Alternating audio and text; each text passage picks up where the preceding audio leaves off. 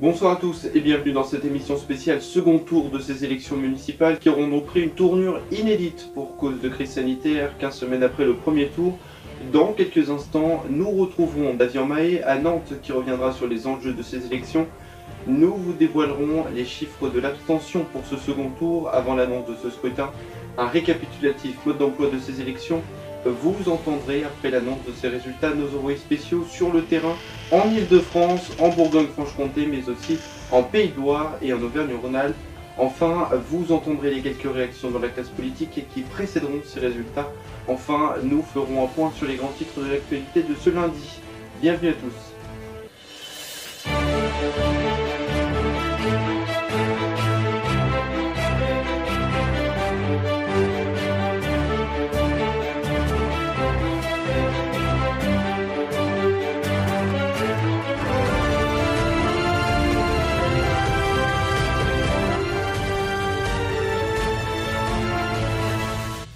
Un scrutin historique pour cause de crise sanitaire et ce chiffre de l'abstention tant attendu parmi les 16 millions d'électeurs inscrits sur les listes électorales. Vous le voyez, ce sont donc 59,5% de ces électeurs qui ne sont pas allés voter hier à 20h et à 12h. Le chiffre du taux de l'abstention s'élevait lui à 85,3%.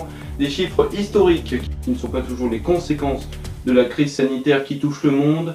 Un second tour qui concerne donc près de 4600 communes, soit 38% de la population française.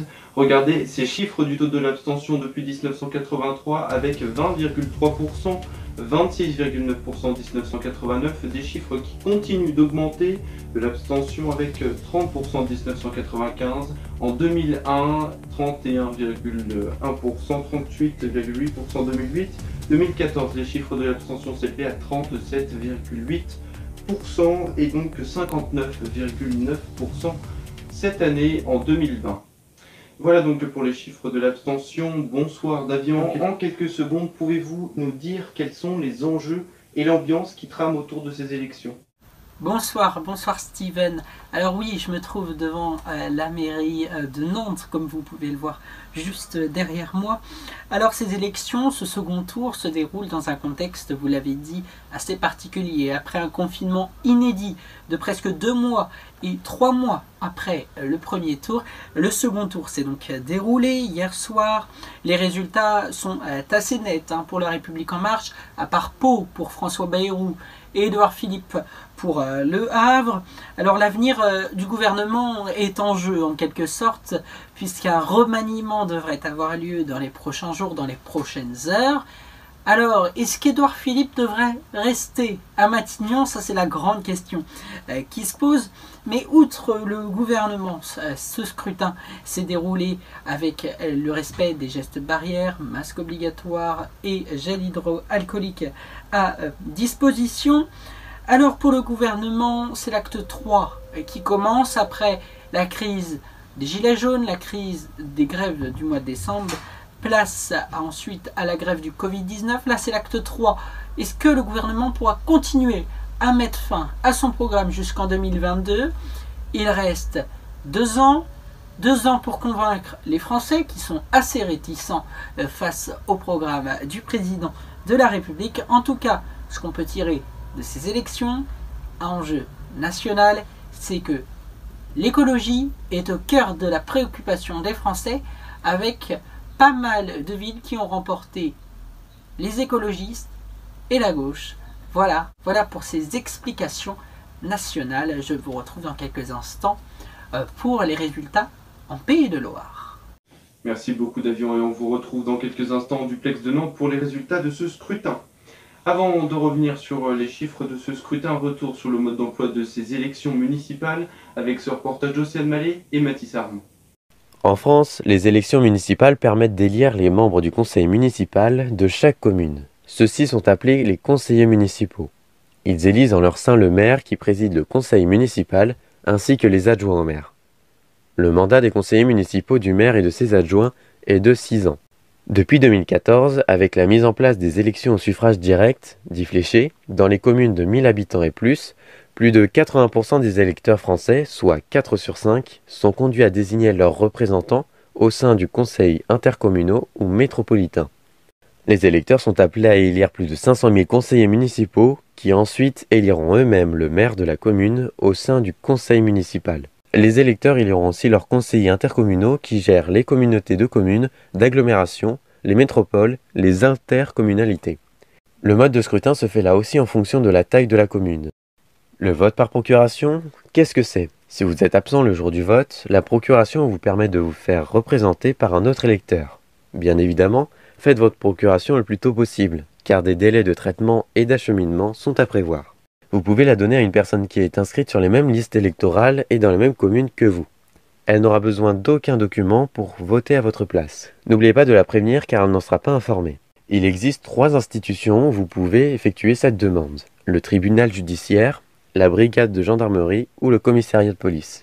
Il y a 2 pièces à fournir, votre pièce d'identité ainsi qu'un formulaire à remplir sur place ou sur Internet. À noter que les ressortissants d'un autre État membre de l'Union européenne peuvent voter et sont éligibles aux élections municipales, à condition d'être inscrits sur les listes électorales complémentaires. Depuis le Brexit, les ressortissants britanniques ne peuvent plus voter ou se présenter aux élections municipales en France. Dans une poignée de secondes, les résultats de ce scrutin avec les estimations de Kantar et Ipsos avant de vous dévoiler l'abstention. Hier soir à 20h, elle s'élevait donc à un taux historiquement élevé à 59,5% et pas 59,9% comme je vous ai dit il y a quelques instants. Voici donc les premiers résultats de ce second tour. À Paris, avec en tête Anne Hidalgo, réélue sans surprise avec 49,7% pour la candidate PS. Loin derrière la candidate LR Rachida Dati qui compte donc 33,8% des voix et Agnès Buzyn en dernière position LREM avec 13,3%. Le candidat écologiste Grégory Doucet le remporte avec 52,6% des voix. C'est à Lyon avec Yannick Cuchera 29,7% et enfin à 17,7% Georges Kepenekian. Partons désormais pour la direction de Bordeaux avec Pierre Humric qui le remporte, le candidat EELB-PS-PCF le remporte donc en première position avec 46,4%, suivi de très près à 44,1% avec le candidat LR Modem LRM Nicolas Fleurion. Partons désormais cette fois-ci pour Lille où Martine Aubry le remporte pour un 4e mandat et cette fois-ci c'est officiel avec 40%, Stéphane Barly de très près en 2e position avec 39,4% et loin derrière à 20,6% Violette Spilbou pour LRM. À Marseille c'est Michel Robiola EELV qui le remporte avec 56,9%, suivi de Bruno Gilles en seconde position avec 28,8%. À Perpignan, c'est le Rassemblement National qui le remporte avec 53% pour Louis Alliot. Jean-Marc Pujol le suit avec 46,9%, le candidat LR. À Strasbourg, c'est Jeanne Berséquian qui le remporte avec 41,7%, suivi de Alain Fontanel à 34,9%, le candidat la REM LR, suivi de Catherine Trautmann avec 23,3%, la candidate PS.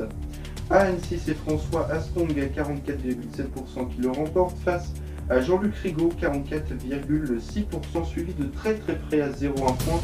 Enfin, en dernière position, à 10,6%, le candidat Denis Duperty. Au Havre, c'est sans surprise qu'Édouard Philippe le remporte avec 58,8%, suivi à 41,1% de Jean-Paul Lecoq. Édouard Philippe est donc élu maire du Havre et la grande question qui se pose ce soir, Édouard Philippe va-t-il conserver sa place de Premier ministre à Matignon ? En tout cas, selon un sondage, 55% des Français apprécient les services du Premier ministre. Et l'autre question qui se pose est une hypothèse fort probable, y aura-t-il un remaniement cet été? Nous y reviendrons évidemment dans les prochaines semaines. En tout cas, l'abstention, elle, a un niveau record de 59,5%. Et puis, vous l'avez vu avec ces résultats, les écologistes sont largement en tête de ces élections. Partons désormais en Île-de-France où nous vous retrouvons. Mathis Arnaud, bonsoir. Alors, quels sont les principaux résultats d'Île-de-France ?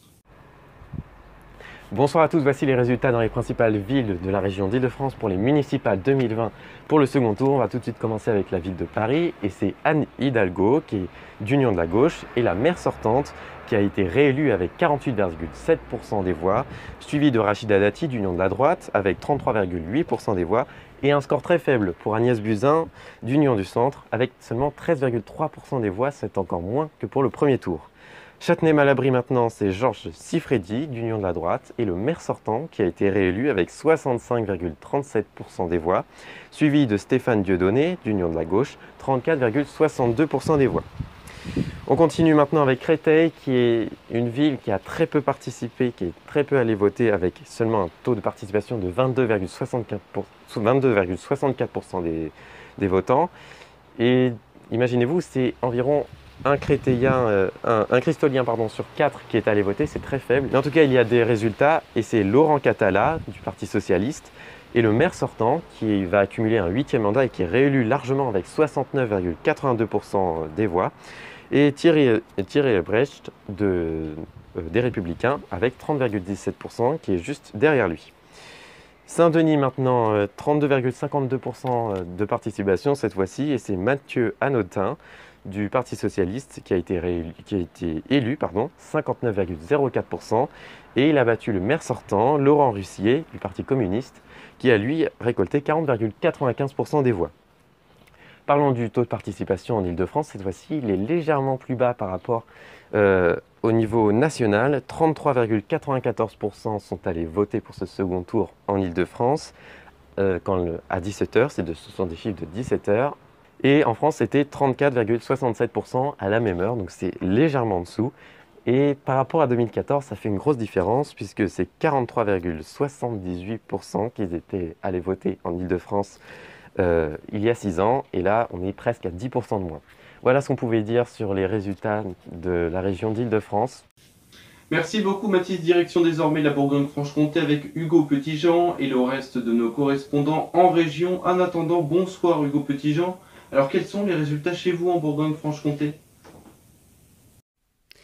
Bonjour à tous, les résultats sont tombés aussi en Bourgogne-Franche-Comté. Avant de les découvrir, on fait un petit point sur les taux de participation avec à Besançon 39,1% des électeurs qui se sont pressés aux urnes pour élire là où le futur maire de la ville. Rappelons-le, l'élection se jouait entre Anne Vigneault, candidate écologiste, Ludovic Fagot, candidat Les Républicains, et Éric Alauzet. À Montbéliard, aucune surprise et aucun taux puisque Marie-Noëlle Biguinet était arrivée en tête au premier tour avec plus de 54% des voix. Elle avait donc directement regagné son fauteuil de maire qu'elle occupe déjà depuis 2014. Et puis à Belfort, ce ne sont pas moins de 34% des Belfortins qui sont rendus dans les bureaux de vote ce dimanche. À Belfort, où l'élection se joue entre 4 candidats, Damien Meslot, l'actuel maire de Belfort, Mathilde Nassar, Samia Jaber et Marie-Josée Fleury. Des taux de participation plutôt semblables à ceux du premier tour, dans un contexte un peu moins incertain, mais toujours très particulier en raison des conditions sanitaires. Alors découvrons sans plus attendre les résultats de ces élections. À Besançon, c'est la candidate écologiste Anne Vigneault qui est arrivée en tête avec 43,83% des voix. Sa liste Besançon par nature a séduit les Bisontins. Anne Vigneault devient donc la première femme maire de la capitale comtoise. Est ensuite arrivé de près Ludovic Fagot avec 41,61% des voix et Éric Alauzet avec un peu moins de 15% des voix. À Belfort, c'est Damien Meslot qui reste maire de la commune avec 56,93% des voix. Le candidat Les Républicains est à la tête de la commune depuis 2014. Des résultats qui ne surprennent pas puisque le même classement se dessinait déjà au premier tour avec Anne Vigneault et Damien Meslot en tête de classement pour les villes de Besançon et Belfort. Voilà pour ces résultats en Bourgogne-Franche-Comté. Bien évidemment, l'information continue sur AR1 où vous pourrez retrouver toutes les dernières informations au sujet de ces municipales. Belle soirée à vous et à bientôt. Bonjour à tous, alors moi je vais vous présenter les résultats dans la région Pays de Loire, les résultats de ces élections municipales second tour, enjeu national, vous l'avez vu en raison de la pandémie de Covid-19, le second tour s'est déroulé 3 mois après le premier. Alors tout de suite, partons découvrir les résultats au Mans. L'ancien ministre de l'Agriculture et ancien porte-parole du président François Hollande, Stéphane Le Foll gagne la mairie du Mans à 63,1%. Il la remporte face à Marietta Karamanani d'Hiver Gauche qui, elle, est à 36,8%. Partons toujours en Sarthe, dans la ville de François Fillon. Nicolas Laudière de La République En Marche gagne la mairie de Sablé-sur-Sarthe à 47,9%. Marc Joulot des Républicains s'incline à 43,6%. Du côté de Nantes, à présent, Johanna Rolland du Parti Socialiste, réélue à 59,6%. Laurence Garnier des Républicains s'incline à 27,6%. Valérie Opelt de La République En Marche s'incline, elle, à 12,7%.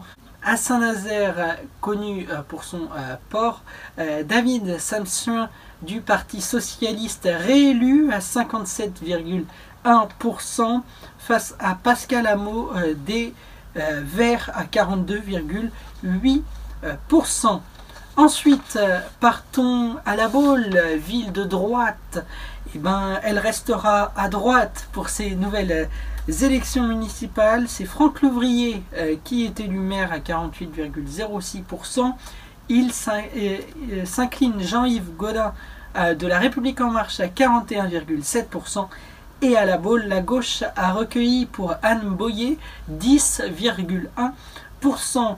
Et enfin, partons en Vendée, à La Roche-sur-Yon, Luc Bouard de La République En Marche gagne à 52,2%. Il s'incline Stéphane Ibarra du Parti Socialiste à 47,1%. Et justement, vous voyez cette photo d'une correspondante sur place à la fédération du Parti Socialiste, photo de notre correspondante externe à la rédaction. Voilà pour ces élections, voilà pour ces résultats en Pays de Loire que je vous ai présentés. Bien sûr, l'abstention n'échappe pas en région Pays de Loire, et donc j'aurai plaisir à vous retrouver bien sûr très bientôt sur le groupe AR. Je vous propose maintenant de voir les quelques réactions dans la classe politique qui ont précédé ces élections, en passant par Édouard Philippe, élu maire du Havre, ou encore la victoire du Rassemblement National avec Louis Alliot en écoutant Marine Le Pen, ou encore Anne Hidalgo. Regardez ses réactions. Au Havre, les résultats sont nets et je voudrais remercier très sincèrement les Havraises et les Havrais qui ont continué à nous faire confiance et qui nous ont chargés de poursuivre la transformation engagée il y a maintenant bien longtemps avec Antoine Rufenacht, que je salue. Il doit être chez lui et je pense à lui avec amitié, reconnaissance et émotion. Il nous revient à l'équipe que j'ai eu le très grand privilège de conduire, de s'engager toujours plus avant dans cette direction et de faire de notre ville, que nous aimons profondément, cette ville exemplaire, cette ville plus douce, cette ville plus verte, cette ville plus attractive que nous voulons construire. Et je voudrais d'ailleurs féliciter très sincèrement mon adversaire, Jean-Paul Lecoq. Je n'ai pas évidemment d'accord avec ses convictions, mais je les respecte, comme je le respecte lui. Et je voudrais saluer tous ceux qui, en France, se sont engagés, quelles que soient leurs idées, pour essayer de les faire valoir démocratiquement.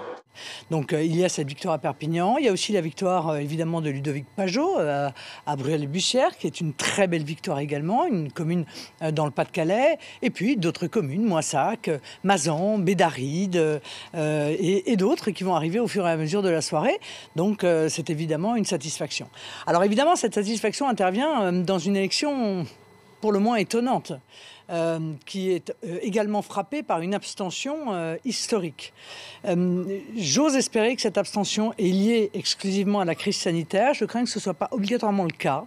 Et donc il va falloir qu'on s'interroge, et les uns et les autres d'ailleurs, tous partis politiques confondus, pour savoir qu'est-ce qui fait que les Français aujourd'hui se détournent des urnes, alors même que leur vote est essentiel pour le fonctionnement de la démocratie. Il n'y a que leur vote qui peut faire changer les choses. Est-ce que, pour revenir sur la victoire de Louis Alliot à Perpignan, ça ne contredit pas votre ligne ni droite ni gauche, sachant que lui est plus proche d'une droite classique? Non, je ne crois pas du tout. En l'occurrence, je pense que beaucoup de gens ont voté pour Louis Alliot, y compris d'ailleurs des gens qui venaient de la gauche. Il avait d'ailleurs sur sa liste des gens qui venaient de la gauche. Il avait également des personnes qui, étant sur d'autres listes, avaient appelé à voter pour lui au second tour. Non, je crois que c'est vraiment la victoire du rassemblement des Français autour d'un projet, autour d'une équipe, autour d'une ville qui, il faut bien le dire, concentre l'ensemble des échecs de la politique menée par les dirigeants français depuis des années. L'insécurité, la division, le chômage, l'effondrement économique. C'est à tout cela que Louis et son équipe vont devoir répondre maintenant. Et ils le feront, j'en suis sûr, avec beaucoup de sérieux, beaucoup de pugnacité, beaucoup de compétences. Merci. Merci Paris. Chères Parisiennes, chers Parisiens, aujourd'hui, vous m'avez accordé votre confiance pour être à nouveau maire de Paris.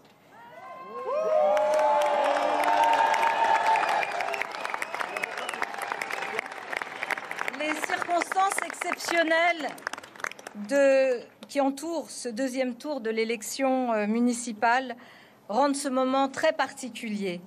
Je veux remercier l'ensemble des citoyennes et des citoyens qui se sont déplacés aujourd'hui, malgré la crise du coronavirus, ainsi que toutes celles et tous ceux qui se sont mobilisés pour que cette élection puisse se dérouler dans les meilleures conditions. Par cet acte, vous avez montré notre attachement, votre attachement à notre démocratie. Car, au-delà des circonstances, le débat démocratique a eu lieu et les électeurs ont tranché. Vous avez choisi l'espoir, vous avez choisi le rassemblement, vous avez choisi un Paris qui respire, un Paris plus agréable à vivre, une ville plus solidaire qui ne laisse personne sur le bord du chemin. Ce soir, je veux également saluer Agnès Buzyn et Rachida Dati qui ont su mener campagne en défendant leurs convictions.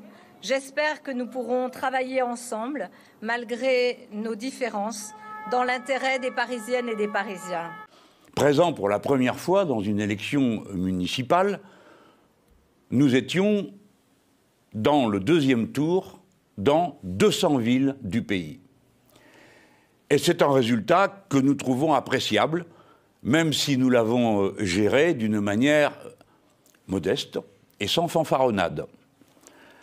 C'est pourquoi maintenant nous pouvons nous dire contents de nous voir dans des coalitions qui ont gagné ou vont sans doute gagner ce soir. C'est le cas à Toulouse, mais c'est le cas à Lyon. C'est le cas à Marseille, où je forme le vœu que ma suppléante, Madame Sophie Camard, qui avait été la mieux positionnée à la fin du premier tour avec 40% des voix, gagne la mairie du premier secteur. Plusieurs villes, déjà, ont une municipalité installée dans laquelle les insoumises et les insoumis sont présents. C'est le cas à Bourges, à Périgueux et d'autres encore, à Tours, à Grenoble évidemment, puisque depuis le premier jour, les insoumis et les écologistes font équipe commune. Au demeurant, on doit constater dans le pays que les listes d'Europe Écologie Les Verts ou dirigées par Europe Écologie Les Verts, car souvent c'est une coalition, marquent des succès remarquables. Et j'observe que c'est souvent le cas dans les villes dont les maires étaient socialistes et étaient passés à La République En Marche. De ce point de vue, les succès sont ici une forme d'assainissement politique contre ceux qui changent d'étiquette et de rôle en cours de route. Mais quoi qu'il en soit, il est très difficile de tirer des enseignements d'une situation dans laquelle tant de gens s'abstiennent. Voilà donc pour ce second tour de ces élections municipales. Avant de se quitter et de refermer cette édition, voici les grands titres de l'actualité de ce lundi avec cette marche blanche à Épinay-sur-Seine, en banlieue parisienne, après la mort le 6 juin dernier de Amen, un jeune garçon de 16 ans sans histoire tué par balle, un règlement de compte. En Italie, Sergio Mattarella a donc rendu hommage aux victimes du Covid-19 Il dit vouloir tirer les leçons de cette pandémie. Le président italien a donc tenu à cet hommage. Dans le monde, le nombre de contaminés au Covid-19 a donc dépassé la barre des 10 millions de contaminés. En Pologne, s'est tenu hier les élections présidentielles. Andrzej Duda est donc en tête de ce premier tour. En seconde place, il y a Rafał Trzaskowski et le second tour aura donc lieu le 12 juillet. Voilà donc pour ce second tour de ces élections municipales. Merci à tous de nous avoir suivis, merci de votre fidélité. Mercredi, rendez-vous sur AR1 Inside News pour un extrait de la FAQ avec Romain. N'hésitez pas, nous recrutons, une bande-annonce sera publiée samedi sur AR1 et d'ailleurs sur AR1 Inside News où vous retrouverez la FAQ avec Romain. Cet extrait, il y aura aussi en replay les duplex que vous avez vus il y a quelques instants avec nos correspondants. Je vous souhaite donc de passer une excellente fin de journée et à très vite.